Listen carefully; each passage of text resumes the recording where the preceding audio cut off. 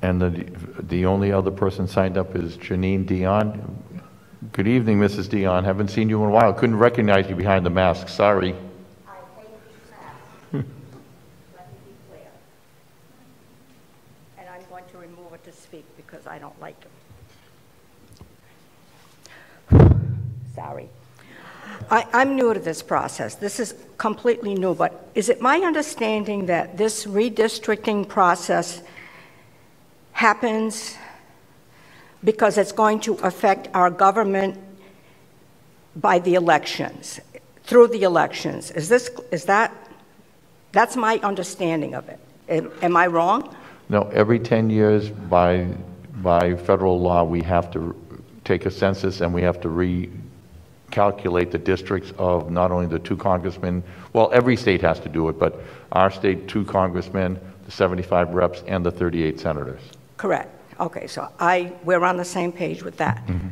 But if my understanding is it's for the election, nowhere in this presentation have I heard anything about registered voters. It's about net people, not just registered voter. We have to represent every citizen that's in the state. So it's not just registered voters, it's every citizen. Every citizen, correct. So a non-citizen is not officially, should not be officially included in these numbers that we're seeing tonight. Yeah. Ryan, do you want to take that question? The census that counts everybody, citizen or non-citizen. But then that's not fair. I don't think that's fair. That's my personal opinion. I don't think that's fair. You're doing this for the election purpose, and yet it almost seems, I get the sense that this new language with communities of interest is taking more interest in people who have not been here, who have not worked for 80 years, who have not given their life and soul to these politicians, but yet they seem to have more worth than, it's almost like the unvaccinated. People who have been here, who have done their duty, who have fought for their country, are not being considered, like the nurses who don't want to be vaccinated. I don't think that's right. Representative Newberry wants to address this question. Ma'am, I generally sympathize with what you're saying, and there was a big debate at the federal level over whether the census should count only citizens or should count people, whether they were citizens or not. But that was a federal debate that was resolved in favor of counting everybody, as I understand. Right, so what I'm getting is this commission, we have to deal with the census data. Whether we like the census data or like the way the census was done, that's out of our control. So we have to deal with the census data. That's the only thing we can base it on. And Rep. Phillips is correct.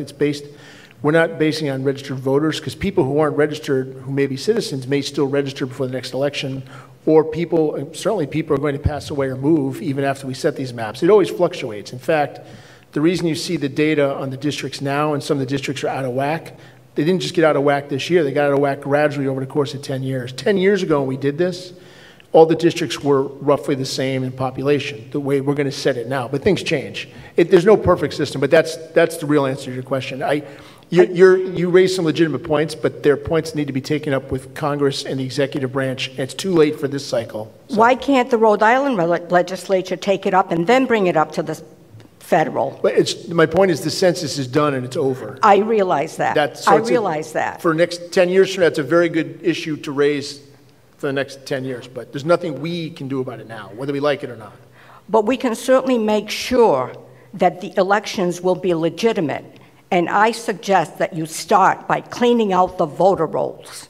That's my suggestion, and please, please honor Rhode Island citizens who have given their life to this state. I have lived in Woonsocket all of my life. I have worked here, I have paid taxes, I have raised my kids here. And I'm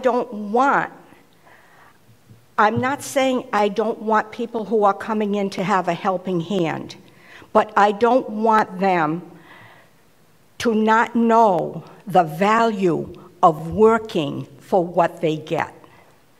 And please consider the average voter when you work on any of the policies that you're bringing to the state. Please. Thank you. Thank you, Mrs. Dion. Now that that's all of the people that have signed up, is there anyone else that would like to speak before the commission tonight? If you would, please raise your hand, come down to the mic, state your name and any organization that you might represent. I'll give a couple of minutes just to see if anybody is going to come down. I can't see behind the screen, but no. Okay. I do not see anyone that's coming forward to raise their hand. So with that being said, we will close the public testimony section of our meeting tonight, and we'll move on to the next meeting. The next meeting will be held at URI in Kingston this Thursday night, October 7th at 6 p.m. at Brookside Hall. So if anybody is planning on attending, it will be in Brookside Hall, if you know where that is, on the URI campus in Kingston. So people that are watching us live on the internet or on TV, that will be the next meeting. With that being said, Motion to adjourn. we have a motion to adjourn. Second, all in favor? Aye. We are adjourned. Thank you.